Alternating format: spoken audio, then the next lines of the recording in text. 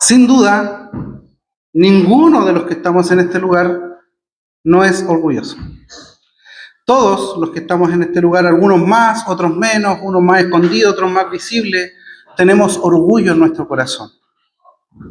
Y ese orgullo nos acompaña del momento que el hombre en el Edén junto a la mujer fueron tentados por Satanás. Y su orgullo, su ambición les quiso hacer más de lo que Dios les había ordenado que fueran. Es difícil hablar sobre temas en la iglesia del orgullo, del dinero, de los diezmos y todo ese tipo de cosas, porque de repente a algunas personas les puede incomodar y para el que expone es incómodo muchas veces este tipo de temas. Pero hoy en día estamos enfrentados a una cultura de consumismo. Y ese consumismo, esa cultura de consumismo, se ha trasladado dentro de la iglesia de Cristo. Hoy en día es muy recurrente escuchar en las iglesias que vamos a impactar nuestra sociedad, vamos a impactar nuestra comunidad, vamos a impactar nuestro país, vamos a impactar nuestra villa, nuestra población. Es muy lindo escuchar ese discurso, tiene muy buenas intenciones, pero la verdad es que al paso del tiempo, si usted analiza las iglesias evangélicas en Chile, cada día más transita gente de un lado para otro. Son muy pocos los miembros de las iglesias que se mantienen por años o se mantienen toda la vida en una congregación. Quizás antiguamente era más común. Yo cuando hablo con mi mamá, que ya va para los 70 años, ella toda la vida ha estado en una misma iglesia, con los errores, con los defectos, con el liderazgo, con lo que sea, ha permanecido en la iglesia. Y cuando a uno le toca el tema de cambiarse, tiene dos factores que algunos ya los conocen, ¿cierto? La iglesia a la que ella va es la verdadera. No hay otra que no sea verdadera. Esa es la verdadera. Y segundo, porque ella sostiene que ella se congrega en esa iglesia porque sirve al Señor y no a los hombres. Entonces, pase lo que pase en la iglesia, sigue en la iglesia donde Dios la puso porque ella sirve al Señor. Y son cosas que a uno en el caminar cristiano, la madurez cristiana le va enseñando. Los problemas te van forjando. Hoy en día es muy común que por orgullo, por inmadurez, vemos familias que transitan de iglesia en iglesia. Y cuando hablo de esto, yo soy el primero.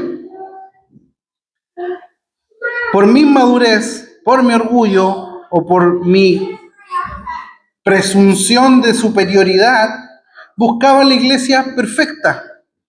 Buscaba la iglesia que no tuviera errores, que tuviera el gobierno eclesial perfecto, los predicadores perfectos, que tuviera el ambiente perfecto. Hasta que me cambié por última vez de iglesia y un pastor amigo me dijo, hermano, yo le di mis razones, creo que a esa altura ya no eran tan infantiles, pero se las di igual. Me dijo, yo le voy a dar un consejo. Usted es un buen elemento, hermano. No se cambie más de iglesia. Porque ahora usted no está soltero, ahora usted tiene hijos, está casado, es responsable para con ellos. Pruebe en la iglesia donde usted se quiera ir, le vamos a dar carta de traslado. Pero si a usted no le gusta, vuelva aquí y déjese de cambiar de iglesia. Porque lo que usted anda buscando es una iglesia perfecta y la iglesia perfecta no la va a encontrar. Así que esta semana nos cambiamos de nuevo. Eso es consumismo. Yo busco la iglesia que más me agrada ir. Yo busco la iglesia donde está el predicador que más me agrada, yo busco la iglesia donde está la teología que más me agrada, yo busco la iglesia donde está el ambiente cristiano de moda que más me agrada.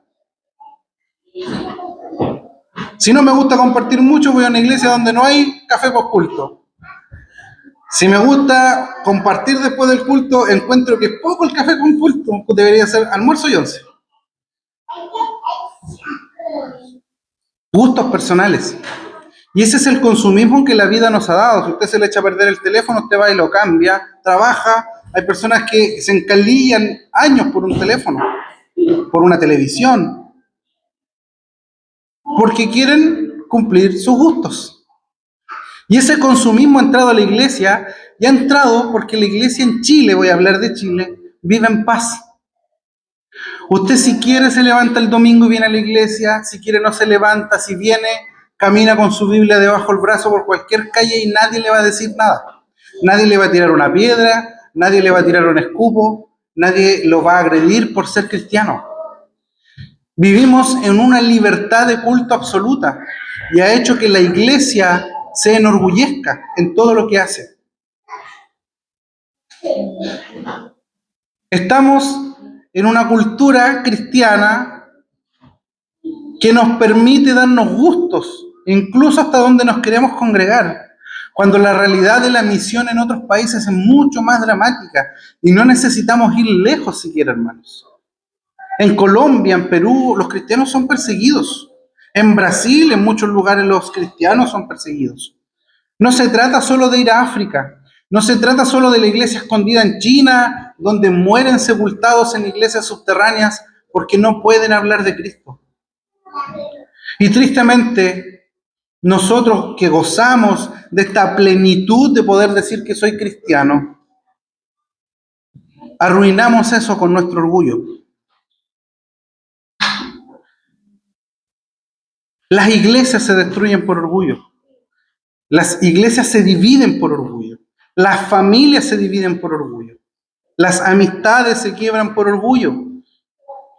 Y el libro de Proverbios nos advierte, pero tenemos que tener cuidado cuando vamos a este libro que estamos analizando, porque podemos caer en la predicación moralista. Leíamos uno de los textos, decía, usted sea humilde, pórtese bien, y va a tener riqueza, le va a ir bien, ¿cierto? Estoy parafraseando, versión Samuel, lo que Dios promete. Pero ¿será que ahí termina el proverbio? ¿Será que eso es lo que el Señor nos quiere decir? Pórtate bien y te va a ir bien. Pórtate bien y vas a tener riquezas. Pórtate bien y vas a tener trabajo. No es lo que el Señor nos está diciendo. Porque la Biblia es un todo, es un relato unificado, es completo. Y vamos a llegar al lugar que debemos llegar. A Jesucristo. Como el Dios hombre que se humilló a lo sumo, que dejando su trono de gloria, se humilló, se hizo hombre, cargó todo el pecado tuyo y mío sobre sus hombros para pagar nuestros pecados en la cruz. Él es nuestro ejemplo de humildad, de humillación. Él es el ejemplo de vida que nosotros debemos tener.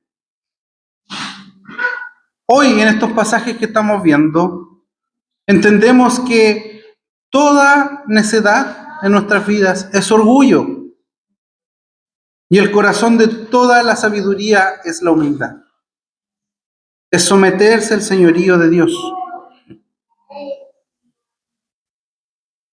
Es por eso que yo le hacía esa pregunta, que levante la mano, como un cantante que no es cristiano, ¿quién no es orgulloso en este lugar? Le pregunto, ¿acaso alguna vez no ha sentido que tú, ya no aquí, va a otra iglesia, ¿cierto? A compartir con los hermanos y de repente usted se va a acercar a alguien y como que el frío le corre por la espalda, es como que oh, mejor no lo saludo porque aquí las cosas no están muy bien.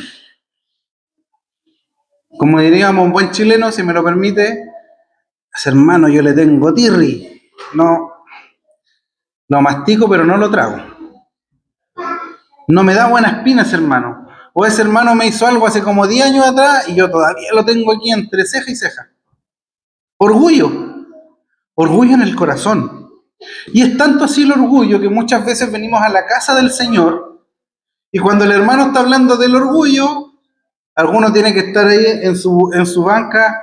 Qué bueno que el hermano Sammy hoy día predicó del orgullo. Este sermón le viene de vería al que está delante mío, al que está al lado. No, este sermón es para cada uno de nosotros. O sea, también para usted. Y como vemos, Proverbios 29-23 dice y nos advierte, el orgullo del hombre lo humillará. Cada vez que yo me he equivocado en la vida, y me he equivocado mucho, después cuando uno va a Proverbios, uno lo lee y dice, pero si aquí estaba clarito, y no lo hice. ¿Por qué no leí Proverbios antes? Están todas las advertencias posibles para los jóvenes, para los adultos, para que no se equivoquen, para que te vaya bien en la vida. Pero nuestro orgullo es la raíz del pecado y ese es el primer punto. Desde nuestra teología, como reformados que somos, entendemos que el pecado no es simplemente un mal hábito, es una rebelión de nuestro corazón primeramente hacia el Señor y por consecuencia a nuestro prójimo. Cada vez que usted ve en las iglesias la semilla de la rebelión, ve en sus hijos la semilla de la rebelión, es porque hay un orgullo en su corazón, hay pecado en su corazón. Cuando la serpiente va a Eva, le dice, cómete esta fruta y serán como Dios. Y yo me imagino que en un segundo Eva se imaginó, pero una diosa, decidiendo ella cómo gastar todo el sueldo del mes. Y se endureció su corazón. Y cuando le dio a probar a Adán, yo creo que Adán sabía lo que estaba haciendo, si no, no era que no sabía, comía de todas las frutas, pero él sabía que esa no la tenía que comer. Y escuchó a su mujer. Y en su orgullo quiso ser como Dios. Agustín de Hipona, el teólogo que es muy referente para nosotros los reformados, decía que la naturaleza del pecado es el corazón curvado sobre sí mismo. El orgullo nos ciega a nuestra condición de criaturas dependientes. Y eso es pecado. Es pecado cuando nosotros decimos, no dependo del Señor, no necesito de Dios. Y es ahí cuando somos humillados delante del Señor. Somos orgullosos y hay pecado en nuestro corazón cuando nosotros decimos, no necesito el resto de la iglesia para hacer la voluntad del Señor. Soy un llanero solitario que camino solo. No necesito congregarme, no necesito oír que nadie me enseñe, porque yo soy capaz, soy autosuficiente. Eso es orgullo. Porque todos necesitamos ser enseñados. Los ancianos de la iglesia, los pastores de la iglesia, los diáconos, los líderes, todos somos enseñables mientras estemos en esta tierra. Pero nuestro corazón piensa en uno mismo. Eso está hablando Agustín. Pienso en mí, solo en mí y solo para mí. El orgullo nos consume.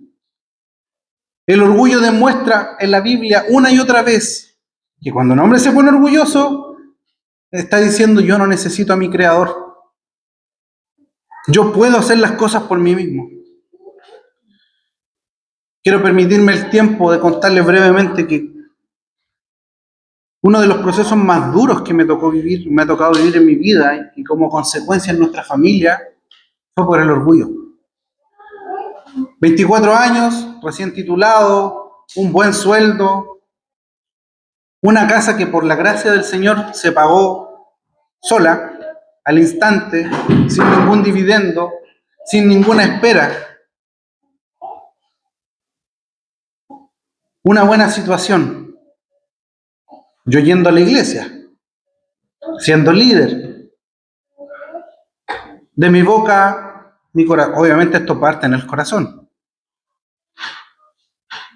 Hasta que un día, mi esposa como testigo, me escucha ella decir delante de mi madre, es que darle gracias a Dios todo lo que el Señor te ha dado para la edad que tienes, porque hay gente que lleva años esperando lo mismo y no lo tiene. Y yo le dije, mamá, gracias a mi trabajo y a mi esfuerzo.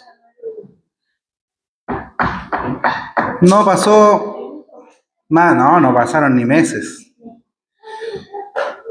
Y el Señor yo creo que me dejó levantar un poco más para que me doliera más el porrazo. Entonces como que me levantó y no me dejó caer, me tiró así. Dolores que hasta el día de hoy me acompañan en mi corazón. Y que probablemente nunca se vayan a ir esas cicatrices de mi vida, de mi familia, de mi esposa. La raíz del mal es el amor al dinero, ¿cierto? Pero el amor al dinero nace con el orgullo, con eso de yo ser y creerme autosuficiente. Y este es un mensaje que debe ir a los jóvenes, a los niños que están escuchando en este lugar. No ames nunca el dinero. No ames nunca más tu profesión, ni quién eres, ni el título que tengas, ni el dinero que ganas, ni los bienes que tienes, más que el Señor. El Señor debe ser el amor de tu vida. Debes procurar conocer al Señor.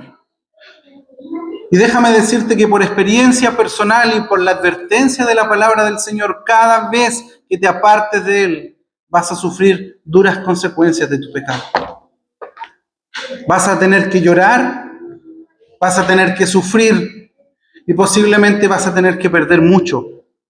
Porque el Señor es celoso de aquellos que son suyos. Nosotros podríamos jactarnos como iglesia con mucho orgullo.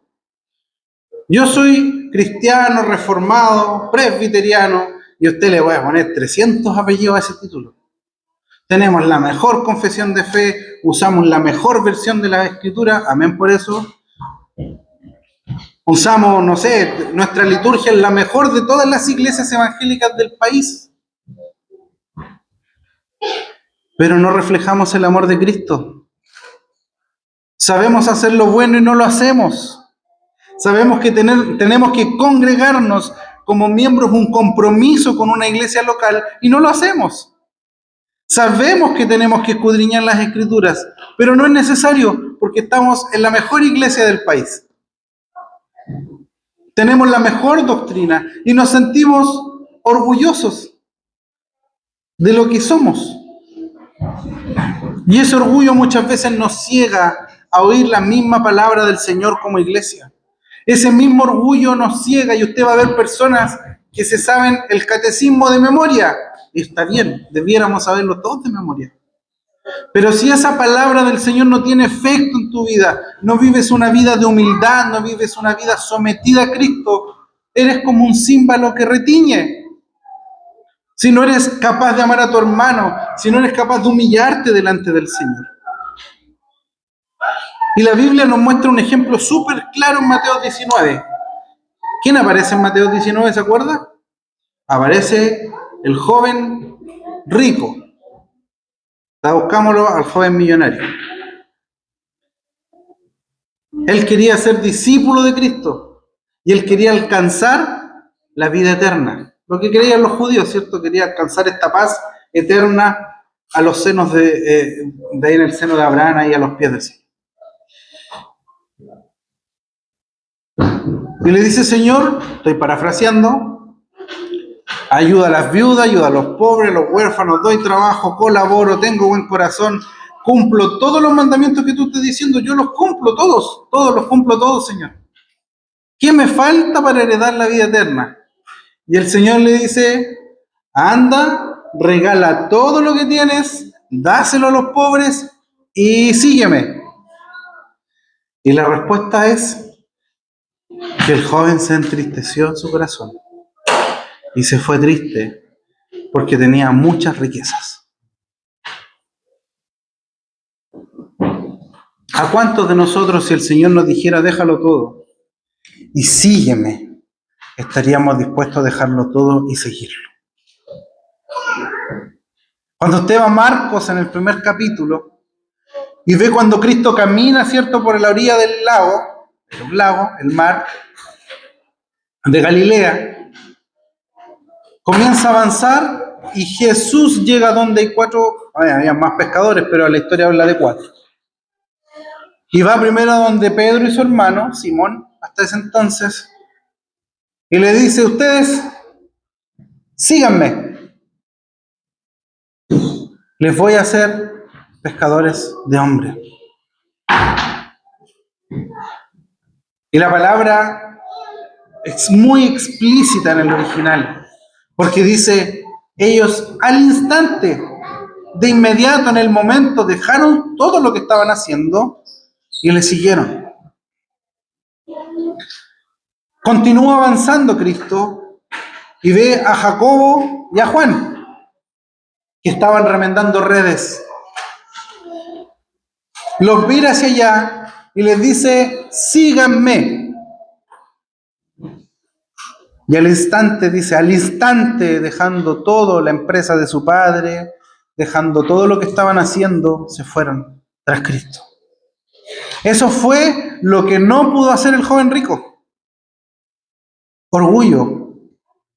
Y para ser usados por el Señor debemos dejar nuestro orgullo de lado. Si queremos que nuestra iglesia crezca, debemos dejar el orgullo de lado. Si queremos que el Evangelio de Cristo se expanda, la iglesia debe trabajar en unidad. Y no hablo solo de esta iglesia. Hablo de las iglesias, de los letreros. Yo soy presbiteriano, no me junto con los bautistas. Yo soy bautista, no me junto con los pentecostales. Jesús tiene una sola iglesia, llamada a anunciar su evangelio a toda criatura, a anunciar la venida del reino de los cielos. Y mientras el orgullo siga llenando los corazones de los cristianos, la iglesia va a seguir menguando. Según el último censo que existió en este país, el cristianismo va a la baja. Abruptamente desde el año 1990, los jóvenes no creen en Dios. Y el ateísmo va creciendo, pero de una forma explosiva.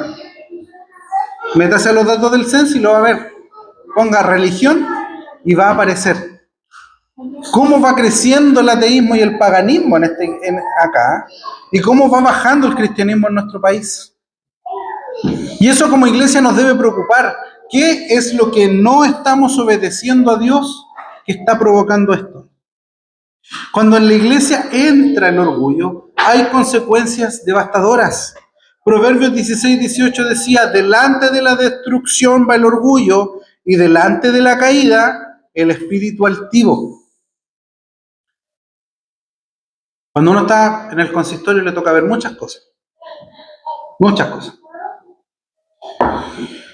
Y tristemente uno a veces ve cómo intenta conversar con hermanos, pero se da cuenta que su corazón está altivo. Que todas las críticas, todos los malestares están desde la superioridad, desde el orgullo. Si yo estuviera ahí, yo lo haría mejor. Si yo estuviera en ese puesto, lo haría mejor que el hermano. Si yo estuviera en ese cargo, el grupo funcionaría mejor. Si yo fuera el pastor de la iglesia, predicaría de estos temas. Me vestiría de esta forma. Si yo fuera el presbítero de esta iglesia, lo haría de esta manera. Eso es arrogancia, es orgullo en el corazón. Y son esas cosas las que separan y dividen la iglesia de Cristo. Y muchas veces nuestros corazones están enceguecidos y endurecidos. Proverbios 11:2 dice, cuando viene la soberbia, viene también la deshonra. Y muchas veces vas a ver hermanos que en su soberbia, lamentablemente, públicamente serán humillados. He aprendido en este tiempo que un cristiano que busca hacer la voluntad de Dios, lo que menos debe hacer es defenderse. Lo que menos debe hacer es defenderse. Porque tenemos un abogado que se encarga a su tiempo de hacer justicia y de exponer todo delante de los hombres. El orgullo destruye nuestras relaciones como iglesia y también en tu familia. El orgullo es el primer enemigo de una comunidad cristiana. Entre relación padre-hijo, hermano-hermano, entre matrimonio, porque el orgullo te impide perdonar, te impide pedir perdón. Siempre estás a la defensiva, siempre eres tú el que eres atacado.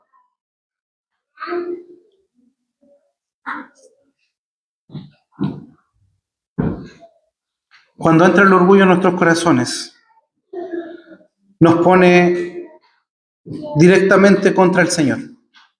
Nos pone en guerra con nuestro Dios. Proverbios 3:34, que es el primer texto que leíamos, dice que Él, el Señor de los cielos, se burla de los burladores. También se puede traducir de los soberbios.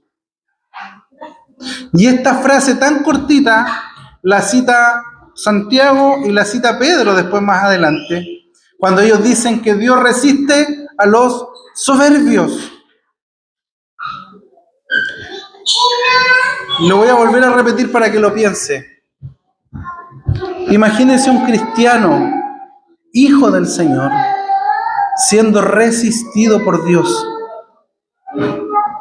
Imagínate un hijo del Señor comprado y lavado con la sangre de Cristo, que sea mirado de lejos por el Señor, porque su corazón se ha llenado de orgullo. ¿Será que podemos crecer como iglesia de esa forma? ¿Será que podemos avanzar en nuestro caminar cristiano de esa forma? Pero el Señor en esta mañana, como es un Dios de amor, nos llama a reconocer su gracia en humildad.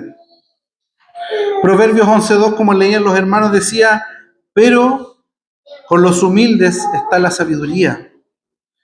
Y 15:33 dice, el temor del Señor es instrucción de sabiduría, y antes de la gloria precede la humildad.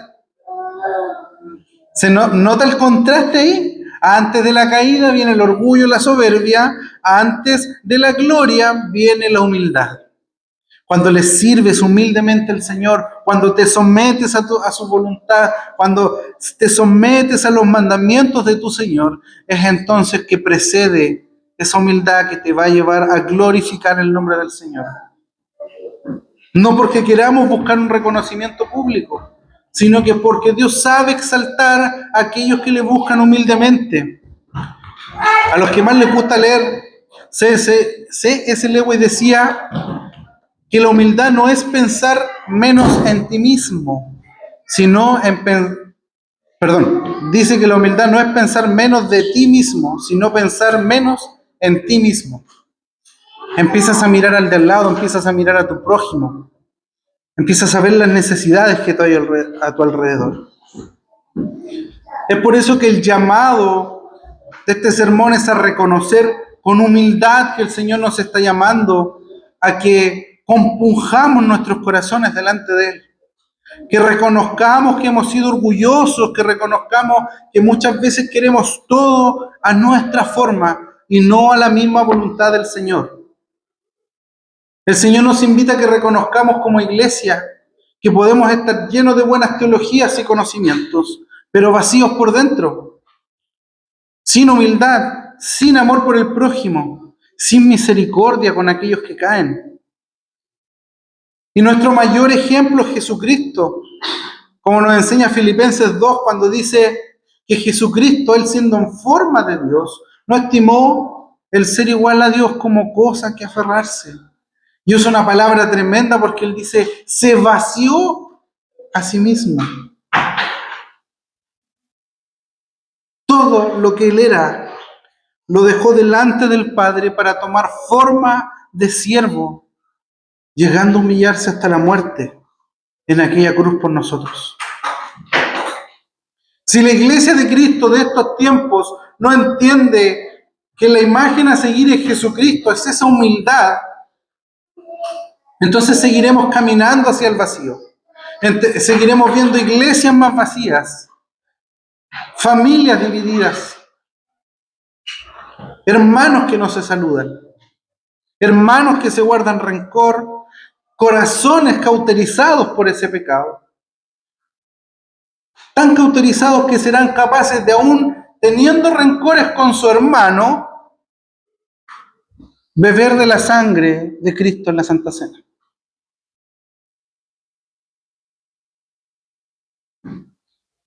Porque cuando participamos de los sacramentos y los ministros nos dicen, es un memorial, pero la presencia real espiritual de Cristo está en ella. Estás participando de Cristo como alimento espiritual. Es como que le dijéramos, Señor, tengo odio contra mi hermano, tengo odio contra todo, te pido perdón, espérame un ratito, 5 minutos no tengo odio, tomo la Santa Cena, me voy a la casa y me vuelve el odio. Y domingo tras domingo. Recordemos que Cristo tomó nuestra destrucción y nuestra caída, la cargó sobre sus hombros para darnos a nosotros las riquezas, el honor que Él merecía, y nos hizo hijos de Dios, herederos del reino de los cielos, herederos de una eternidad junto a nuestro Señor. Es por eso que, para ir finalizando, una iglesia debe oler a Cristo. Tu vida debe oler a Cristo. Debemos pedirle a Dios que nos dé gracia. Y el Señor le da gracia a los humildes. Si de verdad queremos una iglesia que impacte a la fuente, que impacte en nuestras familias, que impacte esta ciudad, que crezca en el Señor, nuestros corazones deben partir siendo humildes delante del Señor. Nuestra forma de ser iglesia, nuestra forma de hacer misión, debe fluir del entendimiento de que nosotros fuimos creados por gracia, no porque lo mereciéramos. Fuimos salvados por gracia, no porque éramos los mejores, sino que éramos los vil y despreciados de este mundo. Y de allí nos sacó el Señor. ¿Cómo se ve una iglesia que es humilde? Es una iglesia que respira gracia, porque todos los que estamos aquí sabemos que hemos sido perdonados, y mucho. Entonces, cuando un hermano cae, no lo apedreamos, no nos burlamos, recordamos que nosotros también hemos sido perdonados. Es una iglesia que sirve a su comunidad, que aquellos que están afuera de estas paredes ven que hay personas que por amor a Cristo están dispuestos a servirle a esta sociedad con excelencia. Es una iglesia que llama a los quebrantados, a los que son marginados por esta sociedad, a los pecadores. No importa el olor que tengan, no importa la vestidura que tengan. Es una iglesia que está llamada a predicarle a los que no conocen al Señor, porque ellos están faltos de esa gracia que te alcanzó a ti y a mí. Es una iglesia donde el púlpito, este lugar de acá, no es usado para mostrar la brillantez humana, el conocimiento humano, sino que es un lugar para predicar del Cristo crucificado y resucitado, que es una locura para los que están afuera, pero es sabiduría de Dios para aquellos que hemos sido alcanzados. El mejor de los constructores del universo es el Señor. Yo soy constructor, ustedes lo saben. Y nosotros la única forma que tenemos de hacer una casa es partiendo por el cimiento y hacia arriba. Y el Señor, en su toda soberanía y poder, es el único ser del universo que construye de arriba hacia abajo. Creó los cielos, después creó la tierra, después le puso cositas a la tierra y construyó todo, hasta hacernos a nosotros. Porque todo lo puede suspender bajo su poder. El Señor hoy nos llama a rendir las armas del orgullo de nuestro corazón, la soberbia de nuestro corazón. En esta iglesia, en tu trabajo, en tu matrimonio, incluso en el compartir con las amistades cuando nos creemos superiores a ellos. Y nos recuerda que delante de la caída va el espíritu altivo. Pero también nos enseña y nos alienta y nos recuerda que la recompensa de la humildad es la vida, las riquezas. ¿Pero eso qué es? Lo vimos en Colosenses 2, serie anterior. Todas las riquezas y los misterios están escondidos en Cristo. Es por eso que el llamado es que vengas al Señor, te humilles delante de Él, te entregues plenamente a Cristo. Entonces heredarás la vida eterna y las riquezas que son guardadas en Cristo para cada uno de nosotros. Tiene más sentido ahora, ¿cierto?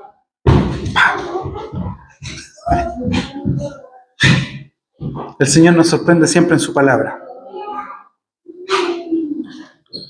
En Cristo están todas las respuestas para tu corazón. No confíes en el tuyo, porque si confías en el tuyo, vas a caer. Los invito a tener un momento de oración.